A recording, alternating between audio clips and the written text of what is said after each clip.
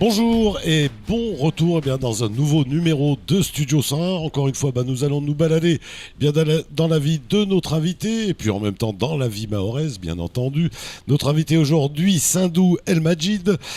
Il est né le 1er septembre 1984 du côté de Mzouazia. Il est comédien et directeur artistique de la compagnie de théâtre Ariar. Ariar Théâtre. J'ai pas dit de bêtises, El Majid ? C'est parfait, Dominique. Qu'est-ce qu'on fait? On se tutoie et on se vous voit? On peut se tutoyer, c'est je crois que depuis le temps, on peut. Bah oui. El Majid, oui. né à Mzouazia en 1984. Comment se passent les premières années?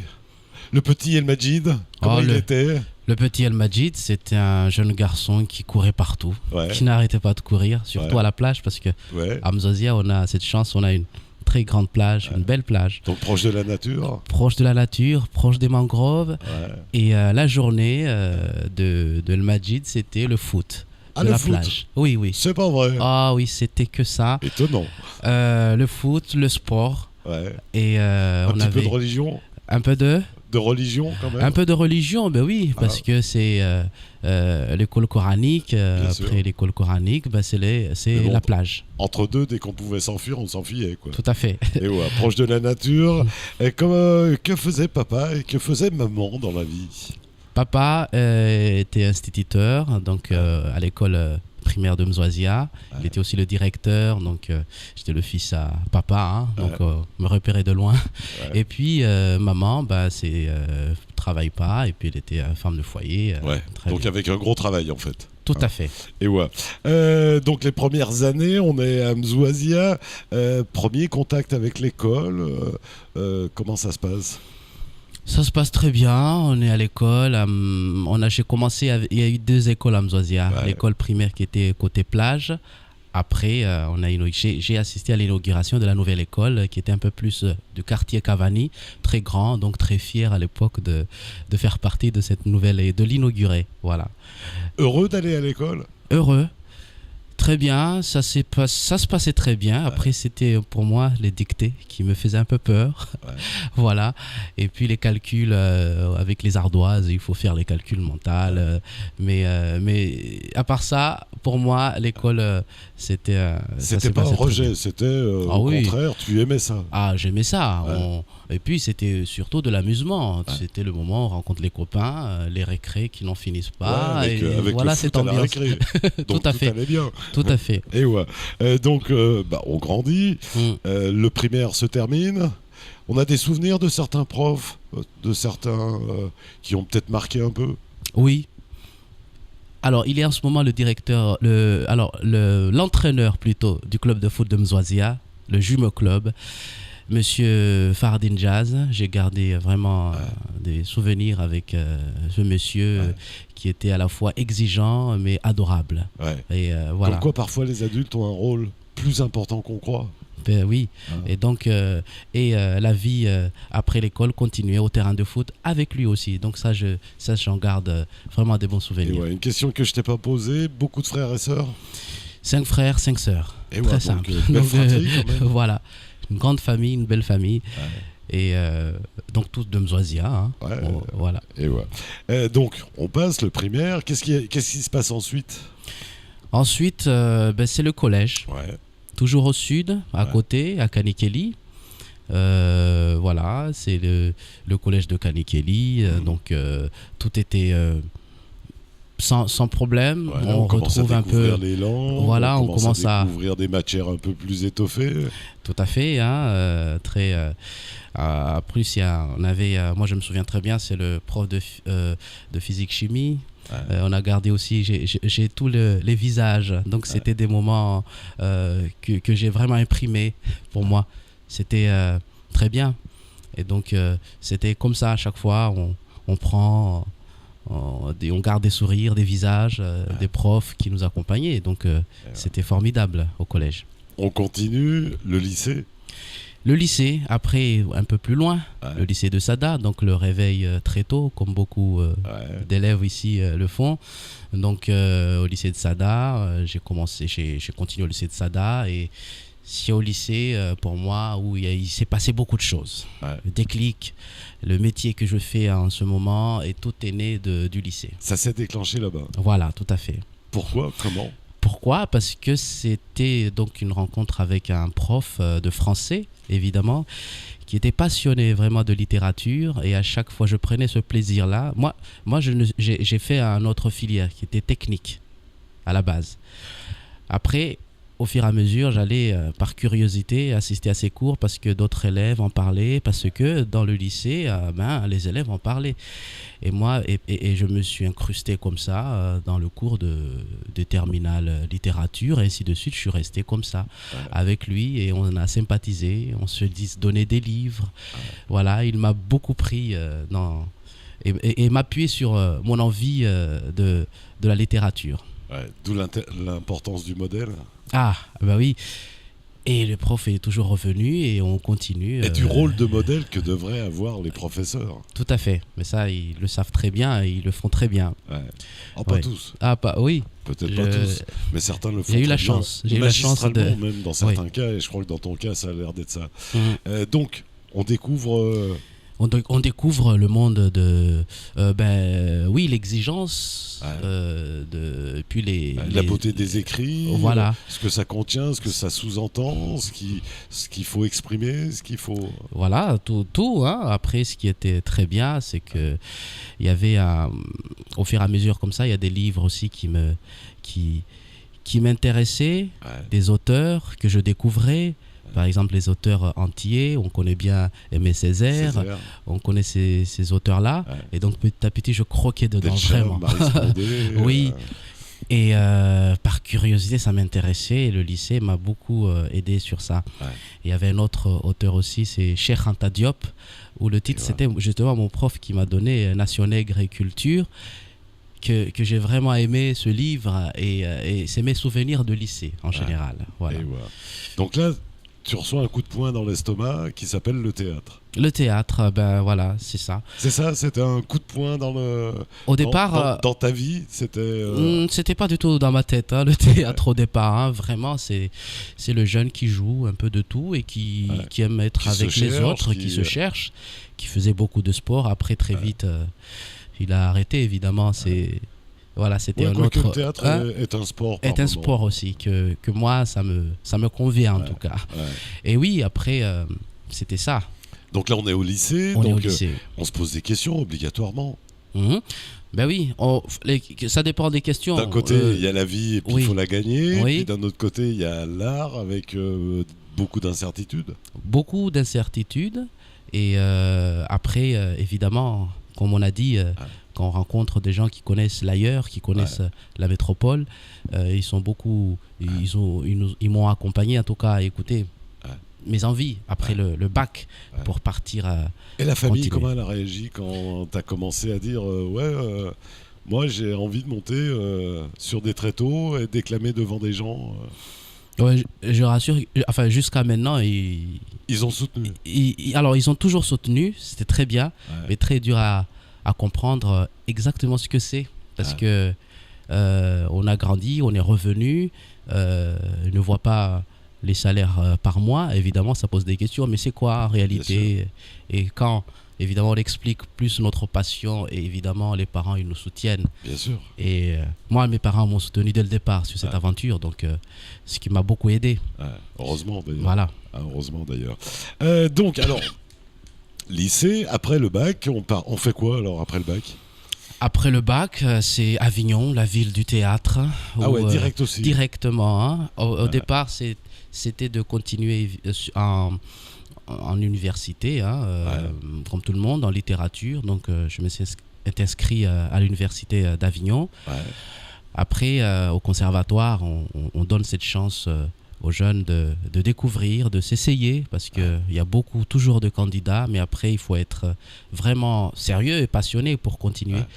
Et moi, petit à petit, pareil, j'assistais, j'y allais, j'écoutais, et après, évidemment, c'est là où je me sentais plus à l'aise. Le théâtre, c'est un jeu, on s'y laisse prendre? Le théâtre, c'est un jeu. Heureusement, Et on s'amuse. Et c'est vraiment ça. Hein. Ouais. Il faut vraiment s'amuser. Et nous, au plateau, c'est ce qu'on ressent. Et en vivre de ça tous les jours, c'est formidable quand même. Ouais. Donc c'est ça ce qui me plaît, moi en tout cas. Ouais. Ça fait oublier le reste. Le fait de quitter la famille, le fait de quitter son pays, d'aller dans un pays où il fait froid quand même. C'était pas évident, hein. Donc un pays qui fait froid. En plus, à Avignon, j'ai découvert le Mistral. Ouais, la vallée du Rhône, ça oui, souffle. Hein, ça souffle beaucoup. Ouais. Et là, tu te sens un peu seul, loin de la famille. Mais on a cette chaleur au ventre qui s'appelle le théâtre. Tout à fait. Et qui porte même Et contre qui porte, vents et marées. Oui, ben oui. En plus, à Avignon, c'est ça ce qui est très bien, c'est qu'on a beaucoup de théâtres toute l'année qui tournent. Il y a le choix. Et donc, pour moi, c'était très bien à Avignon. Donc, voilà, c'est la ville qui m'a bercé au tout début du commencement du théâtre. Et où Avignon, donc, on a la chance. Bah oui, Avignon, c'est un des cœurs du théâtre, en tout cas en France. On peut appliquer les choses tout de suite, en plus, à Avignon. Ah oui. Avec le festival. Avec le festival, il se trouve que souvent les profs qui intervenant au conservatoire, ils sont aussi associés au festival, ils sont aussi directeurs de troupes, ils participent dans le festival, et donc il y a ce lien qui se crée.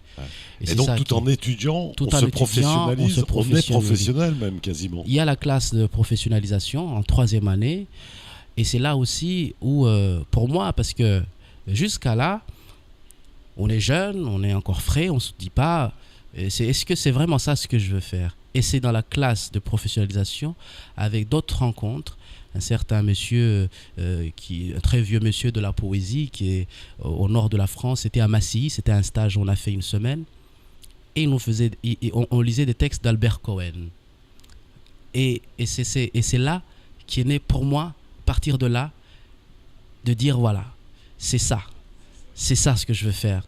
Et cet homme m'a vraiment transmis cette passion. Au fin fond de la Bourgogne, il est tranquille, il aime la poésie, il fait des lectures dans des bars. Et j'ai dit, mais c'est formidable. Et pour moi, le théâtre, vraiment l'aventure a commencé là.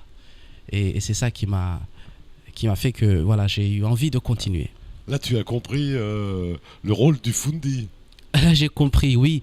Voir le Fundi passionné. Et c'est pas tant le conservatoire, mais c'est ce genre de rencontre. Et qui nous émeut. Et c'est ça qu'on garde. Allez, on va revenir à tes études à Avignon rapidement. Avant, à Mayotte, tu n'avais pas été tenté par la Giacoua, par les enfants de Mabawa. Tu n'avais pas été séduit? J'entendais. Honnêtement, séduit, je dirais pas, mais ça m'avait pas interpellé encore. Moi, comme je disais, j'étais dans mon monde de jeune qui a envie de courir plus vite que tous les autres parce qu'on se sent en forme. Et puis aussi, petit à petit, les livres qui me réconfortaient, des lectures.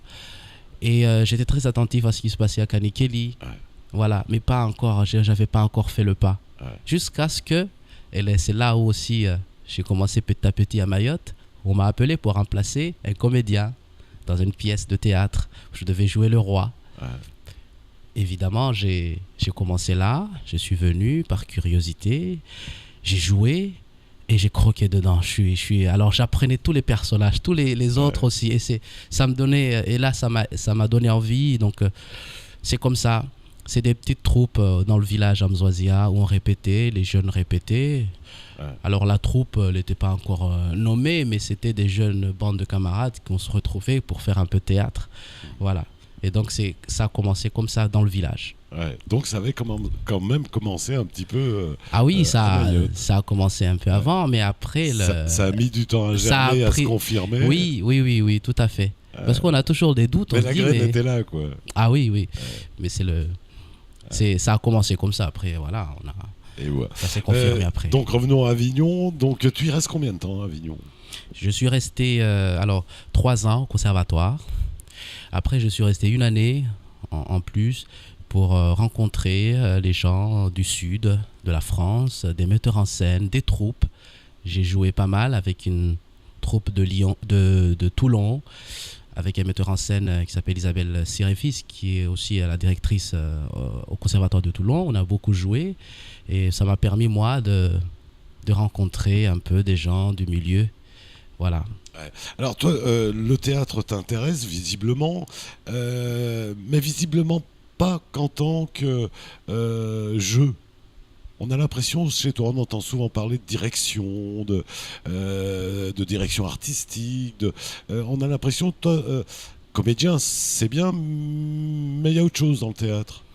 Il y a autre chose dans le théâtre. Moi, on fait partie des premiers ici à Mayotte, pas que comédiens. On a déjà des comédiens à Mayotte, on a eu, mais dans la professionnalisation du métier.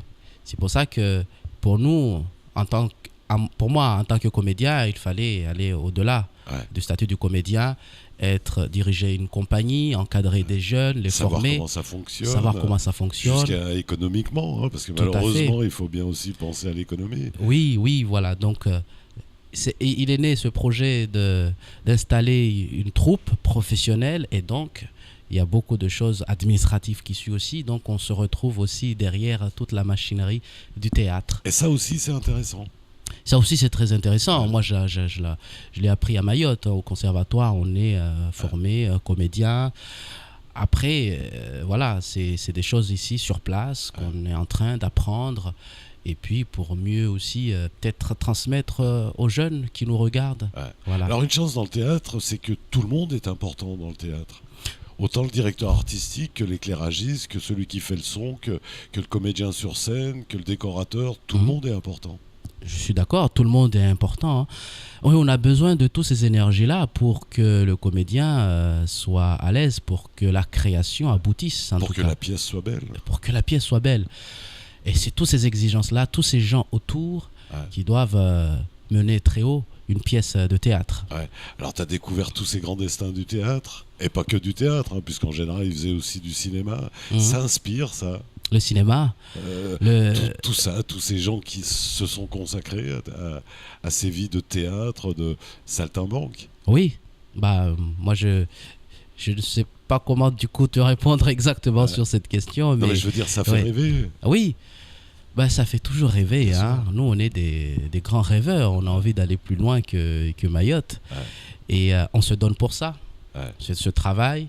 Et je pense que c'est ça qui est important pour nous, c'est de s'ancrer dans ce dynamisme et de travailler pour peut-être mieux porter notre travail à l'extérieur, qui soit bien visible et avec toutes les exigences aussi d'autres îles aussi qui nous entourent et qui sont déjà dans ce projet-là. Ça t'a permis de découvrir aussi les autres théâtres ? Les autres théâtres, oui.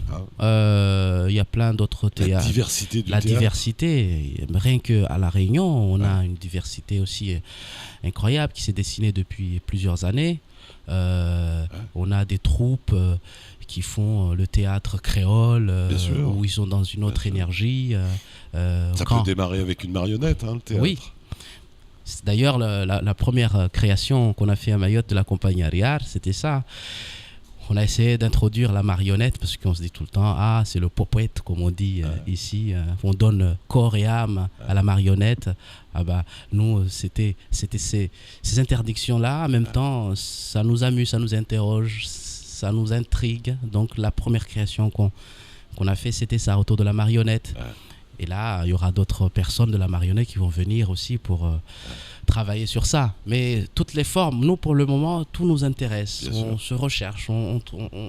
Avec le public mahorais, qu'est-ce qui peut aussi les intéresser ? On va y revenir. Que disent les copains à cet âge-là, à cette période-là, quand tu les revois, qu'eux, ils sont en train de devenir ingénieurs, commercial, médecins, que toi, tu leur dis, moi, c'est le théâtre. Ah oui, mais on en parle souvent. D'ailleurs, il y en a d'autres là qui arrivent, doctorants, qui sont bien réussis. Alors, la réussite, c'est ça ici. Qu'est-ce que c'est que bien réussi ? Alors, bonne question, c'est ça. Mais en tout cas, pour tout le monde, on voit souvent ça. Évidemment, c'est bien parce qu'il y a des salaires sécurisants, il n'y a pas de problème particulier. Mais je pense que nous, on a persévéré dans ça et puis commence à comprendre. Moi, je pense qu'il faut juste aller jusqu'au bout et les intéresser à ça. Évidemment, c'est un autre public aussi qui ont une autre exigence. Et nous, on se doit aussi d'amener ça. Ouais. Alors même si à Mayotte, tu n'avais pas fait beaucoup de théâtre, est-ce que ça t'a permis de le comparer, ce théâtre mahorais, au reste du monde? En tout cas, au théâtre du reste du monde. À Mayotte, ici, ce qui marche très bien, ce que j'ai toujours vu, moi, enfant, jeune, c'est aussi ce théâtre forum où on parle sur des thématiques, sur des problématiques de société que les enfants de Mabawa le font très bien. Ouais. Et oui, ça, en Afrique aussi, ça fonctionne très bien. Le théâtre dans la rue. Dans la rue. Et puis les Mahorais, ils aiment bien dès qu'on convoque le théâtre, dès qu'on peut parler de la vie de tous les jours, ils se rassemblent très vite, comme le théâtre de boulevard. C'est ça ici, ça son élan et les gens, ils aiment bien ça. Et ce qui est très bien, c'est qu'on peut trouver le mama, le bakoko, tout le monde autour du théâtre. Moi, quand mon père me racontait toutes ces anecdotes, tout ce qu'il faisait avant sur le théâtre, c'était un peu ça. Et oui, ben ça, c'est très fort à Mayotte. Et nous, on essaye d'interroger ça et de l'amener plus haut que ça. Et les différences de public, Est-ce que les publics sont réellement différents entre un public mahorais et un public avignonnais? Ah non. Non, je pense que, à mon avis, le public reste toujours enfant. Devant une pièce de théâtre, il faut se laisser... émerveillé. Mais à Mayotte, ce côté enfant, on l'exprime dans la salle. On l'exprime. Ailleurs, il est un peu guindé quand même. Voilà. Et ça, les copains professionnels, quand ils arrivent à Mayotte, c'est ça ce qui leur marque. C'est vrai. Et moi, j'aime bien ça. C'est un particularisme intéressant. Oui. Et c'est que les gens ont envie de parler, de participer, d'être dans la pièce. Ouais. Et c'est ce rituel-là qui ne se fait plus en métropole et ailleurs, hein. Mais le théâtre grec, c'était ça. Ouais. Ici, on est à la naissance du vrai théâtre, de l'histoire du théâtre à Mayotte. C'est ça. Bien sûr. C'est ça ce qui est bien. Et voilà, c'est ce qu'on découvre dans les villages quand on joue. Et voilà. El Majid, tu découvres aussi les auteurs et donc ça te donne des points de comparaison avec les auteurs locaux. Oui, il y a des auteurs qui sont très riches. Très riches, qui se sont bien affirmés aussi dans la zone, comme ailleurs aussi. Nous avons, moi j'ai toujours vu aussi Atoumani, Nassur Atoumani, avec ses pièces voilà, tout à fait, qui écrit très bien. On a aussi d'autres auteurs, il y a le jeune Nassuf Jailani, qu'on travaille ensemble sur d'autres projets et qui écrivent très bien. Il y a Zidou Mandoui qui est en petit air, qui écrit aussi. Voilà, on a ces jeunes talents aussi sur l'écriture qui sont en train de monter. Leur style différent, chacun. Et si on arrive petit à petit à se fédérer sur ça et peut-être commencer à naître quelque chose de nouveau ici. Et voilà. On va continuer à se balader dans la vie d'El Majid Sindou, tranquillement, encore pendant une petite demi-heure. On va y revenir très rapidement, ce sera juste après un petit retour de pub sur KTV.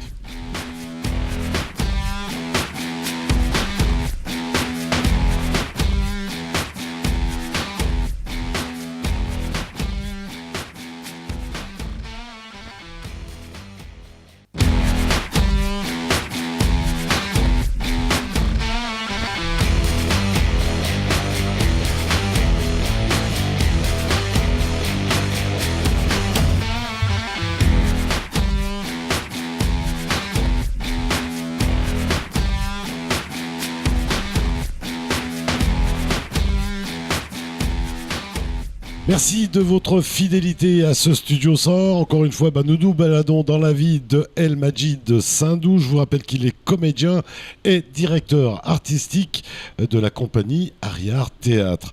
On s'est arrêté tout à l'heure, El Majid. On était encore à Avignon. Qu'est-ce qui décide le retour à Mayotte? Le retour à Mayotte, mais j'ai oublié une étape très importante. Ouais, alors allons-y. C'est qu'après La Réunion, j'ai passé une audition pour aller à un Et projet. Oui. Alors attends, resituons bien les choses, qu'on comprenne bien. Donc de Avignon. tu pars d'abord à La Réunion. À La Réunion. Et voilà. ouais, pourquoi, comment? Pourquoi? Parce qu'il y a eu un projet, s'appelle le compagnonnage. L'idée, c'était de prendre des jeunes issus de classes de professionnalisation au conservatoire pour les accompagner durant 2 ans. Ah ouais, comme on fait avec les compagnons menuisiers, les Tout à compagnons fait. du Tour de France. Oui, oui. Génial. Donc, le même projet a eu lieu aussi à Lyon, où j'ai participé aussi un peu. Après, c'était le choix d'être plus proche de Mayotte. J'ai pris le choix de venir à La Réunion. Et ouais, donc direction La Réunion. Mhm. Donc, direction La Réunion. Je suis resté 2 ans en tant que comédien permanent. Et là, on a eu une formation intensive avec plein d'intervenants, plein de comédiens professionnels et de jouer aussi beaucoup de pièces. On a monté, j'ai joué, j'ai participé. Donc, c'est après La Réunion que voilà, j'ai fait le saut à Mayotte, définitivement. Et ouais, donc, et là, pourquoi alors? Pourquoi pas être reparti en métropole, en Italie, aux États-Unis? Pourquoi Mayotte? Pourquoi Mayotte? Parce que tu as envie surtout de faire, d'être acteur dans ton propre pays. Ouais. Et c'est ce qui m'a motivé surtout, d'être présent. Et je me dis que avec ce qu'on a eu avant, avec d'autres troupes, d'autres énergies qu'il y a eu à Mayotte, hélas, ça n'a pas continué. Et je me suis dit que ça aurait été très intéressant, en tout cas pour les jeunes Mahorais, de commencer ici, de bâtir à Mayotte. Et peut-être qu'ils auront une idée de ce que c'est. Et puis, c'est la réelle motivation qui m'a amené à revenir à Mayotte. Pourtant, tu savais qu'il n'y avait pas de structure, qu'il n'y avait pas de théâtre, qu'il n'y avait pas grand-chose. C'était un vrai risque. Oui. Alors d'ailleurs, il y a quelques copains... Un risque et l'obligation de créer. Oui, c'était puisqu'il n'y avait rien. Il n'y avait rien. Alors, il n'y avait rien. Maintenant, il commence à avoir quelque chose. Et c'est là où ça nous fait...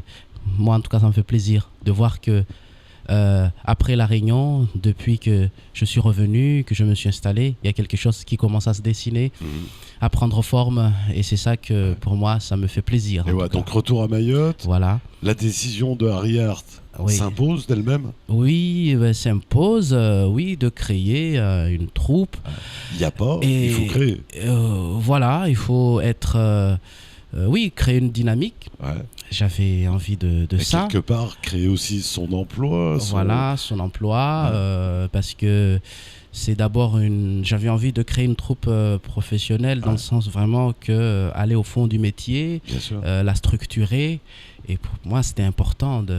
Et donc, j'ai commencé avec l'idée de la compagnie Harry Hart. Et donc, c'est né avec une petite... collectif au sud de Mayotte qui m'ont accompagné, qui m'ont aidé. Après, des passionnés, bien sûr. Des passionnés, évidemment. Et c'est ça qui nous fait que ça a grandi aujourd'hui. Alors, on revient à Mayotte. On est au tout début du théâtre à Mayotte parce que même s'il y a eu des compagnies, ce n'était jamais que des compagnies amateurs quand même. Ce n'était... Alors... Même si elles étaient très pros dans leur fonctionnement, les enfants de Babawal, la Giacqua, c'est vrai qu'ils ont malgré tout aidé des dizaines et des dizaines de jeunes à avoir un but dans la vie, ou en tout cas avoir autre chose que ce qui les attendait. Et je veux dire, tout est encore à faire à Mayotte. Oui, tout est encore à faire. Il y a eu déjà du travail, effectivement. Tu viens de me citer les enfants de Mabawa. Il y a un très bon travail. D'ailleurs, on a les pépinières des enfants de Mabawa qui sont maintenant dans la compagnie Harry Hart, parce qu'ils sont dans la professionnalisation. Et c'est ça aussi. On a, pareil, comme à Jade Aqua, qu'on a cité précédemment, sur une autre dynamique au nord, des troupes comme ça. Donc, et fédérer ces jeunes-là pour les pousser à aller plus loin, c'est ça le projet de la compagnie Harry Hart. Donc, voilà, leur donner un élan pour aller plus haut et plus loin. Mais alors, ce théâtre qui avait, sans avoir de style, je veux dire, qui avait son style quand même, il va falloir l'écrire maintenant. Il va falloir qu'on ait un théâtre mahorais. Comment il pourrait être ce théâtre mahorais? Avec les Mahorais, avec ceux qui écrivent, avec ceux qui sont dans la création, qu'on pousse ces métiers-là sur le costumier, la scénographie, avoir une énergie comme ça, de différents métiers, des Mahorais créateurs, qu'on peut à dessiner un théâtre, qu'on peut inventer ensemble. Je pense que c'est ça qu'on a inventé. Et maintenant, on commence à voir des choses qui se dessinent. Et donc, le théâtre mahorais commence petit à petit à naître et il commence à s'émerger. Donc, je pense d'ici 3 ans, on aura quelque chose de concret. C'est pas un peu une chance que vous avez à la compagnie Harry Art de pouvoir créer un théâtre? Énorme. C'est pas un des derniers endroits du monde où on va pouvoir créer un théâtre? C'est ça, la compagnie Arrière. En plus, on aura d'autres personnes qui vont venir en résidence à Mayotte, justement pour créer ici, parce que et c'est quelque chose qu'on retrouve plus, ce parfum-là, du nouveau, du fraîcheur, même à côté. Je pense à La Réunion. Ici, on a tout ça. Donc, Mais alors, pour créer ce théâtre, vous allez vous inspirer de quoi? Des Mahorais. De leur quotidien, de ce grand théâtre qu'est la vie mahoraise de tous les jours. Oui, et ici, et à chaque fois, Mayotte, on connaît bien notre île, elle est dynamique, et puis tout le temps, on a des coups de théâtre, on a des choses qui se passent, et c'est ça qui nous... Tu vas au marché, c'est du théâtre. C'est du théâtre. D'ailleurs, sur tous nos exercices, sur les ateliers qu'on mène, c'est sur le quotidien des gens. Le Mahorais, comment il marche. On a aussi comment il crie. Quelle urgence aussi, comment il éclate de rire. Et on cherche petit à petit. Éclater en larmes, parfois. Parfois. C'est tout ce travail-là. Donc, notre recherche de la naissance du prochain théâtre mahorais, c'est un atelier qui est en conception. Donc, voilà. Donc un gros travail. Là. Un gros travail.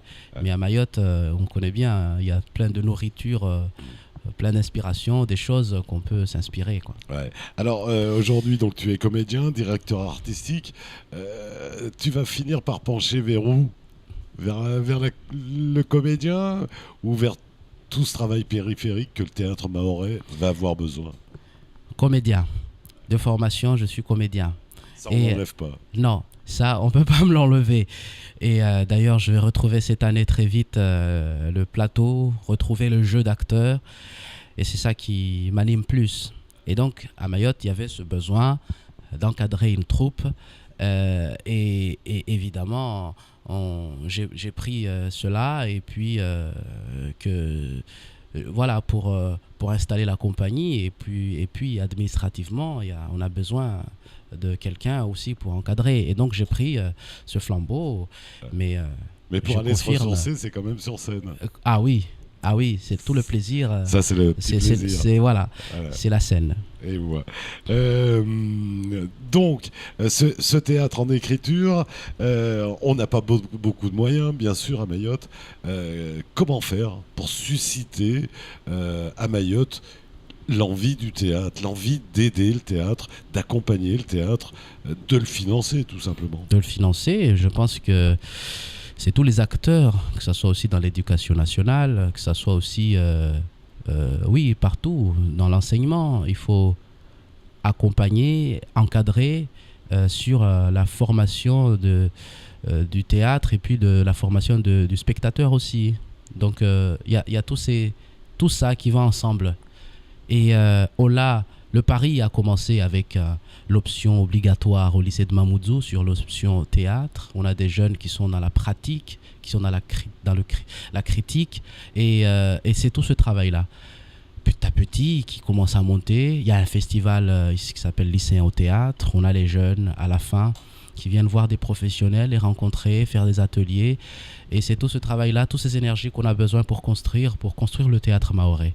Et le futur spectateur du théâtre mahorais. Est-ce qu'Harry Art ne pourrait pas devenir aussi une école?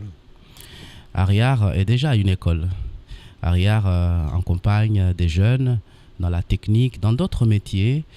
Et on a envie de continuer dans ce sens-là. Et on est prêt à recevoir d'autres jeunes pour les aider dans leurs projets professionnels. Au métier de la scène. Pour le moment, on n'a pas tous les. On a commencé avec d'autres jeunes qui sont en technique. Mais si aujourd'hui on a un jeune qui veut être couturier, qui veut être scénographe, qui veut être décorateur, d'autres métiers, scénographe, Ariar est là pour les écouter et les accompagner. C'est une grande équipe, le théâtre. Oui, c'est une grande équipe et c'est ça qui nous acteurs, moi surtout. Je dis souvent nous parce que je parle toujours au nom de la troupe, de la famille. Et moi, personnellement, c'est ce qui m'a beaucoup impressionné dans les théâtres où quand tu rentres sur scène en tant que comédien, tu as toute une équipe derrière toi. Et là, on se sent bien, on est à l'aise et l'acteur devient forcément génial. Et c'est ça qu'on a besoin. Au début, quand je commençais à Mayotte, je faisais un peu tout. Je faisais la technique, je faisais tout, j'étais tout seul, au début, le son, la lumière, et 10 minutes après, jouer, c'était compliqué. Je pense que ça commence à respirer pour les autres qui vont arriver, et c'est ça ce qu'on leur souhaite, cette chance de se trouver encadré. Voilà. Vous êtes toujours pas plus financé que ça à Mayotte? Il y a les accompagnements, en tout cas les aides de nos partenaires qui sont le Conseil général, la direction des affaires culturelles de la préfecture, aussi la politique de la ville, de la préfecture de Mayotte, aussi l'éducation nationale, le ministère de l'éducation nationale qui nous accompagne sur ce projet. Est-ce qu'il ne faudrait pas qu'ils fassent beaucoup plus? On a besoin d'aller plus loin, plus que ça, parce que je pense que c'est pas que les finances, mais il y a aussi d'autres moyens aussi pour accompagner notre projet et puis aussi aider surtout les structures qui sont déjà des services culturels du département, qui sont là aussi et qu'on doit avoir un vrai dialogue et travailler ensemble. C'est ça réellement qui manque à Mayotte. Voilà. Alors, on est en plein dedans. Imaginons, j'ai ma baguette magique. Demain, je te nomme Monsieur Théâtre à Mayotte. Qu'est-ce que tu fais? Monsieur Théâtre à Mayotte. Je vais continuer avec le projet de la compagnie Ariar. C'est-à-dire ce projet de formation, de structuration, d'ancrage à Mayotte. De création d'emplois. Parce que c'est une mine d'emplois. Même si eux ne l'ont encore pas compris, c'est une véritable mine. C'est tout à fait. Et je serai dans ce même logique. Et ça, c'est important pour moi. Donc, Monsieur Théâtre que je serai nommé, ça va être sur ce projet. Ça serait produire, ça serait monter des spectacles. Structurer, monter les spectacles, jouer, aller voir... Créer le cadre, créer le contexte, une salle peut-être un jour... Une salle, la salle à Mayotte, les gens ici, on aime bien se retrouver autour d'un rond, autour d'un cercle, à la place du village. Peut-être que la scène est déjà à Mayotte, on peut dire comme ça, parce que on aime toujours, entre Mahorais, quand on est là, des réunions, des retrouvailles, on est en rond, on se regarde, on se voit. Et à partir de là, peut-être que structurer juste les choses et aller au-delà approfondir un peu ça, le structurer, c'est dessiner encore. Je pense qu'on a tous les atouts et moi je serai là pour peut-être faire revivre tout ça. Toi tu es pas pour enfermer le théâtre dans Non, honnêtement non. Un autre bâtiment. Ça serait peut-être ça la particularité du théâtre mahorais justement. Oui, moi je suis convaincu que la boîte noire d'extérieur, un théâtre la boîte noire n'est pas peut-être la chose à faire à Mayotte en tout cas. Je pense que le théâtre qui se veut peut-être en plein air, le théâtre de la mer, où les gens sont là, on a la mer derrière. Alors ce qui est très bien à Mayotte, c'est comme les gens viennent beaucoup au théâtre, alors quand ils attendent qu'il y a des manifestations, il y a un spectacle de théâtre, ils sont beaucoup dehors, ils discutent.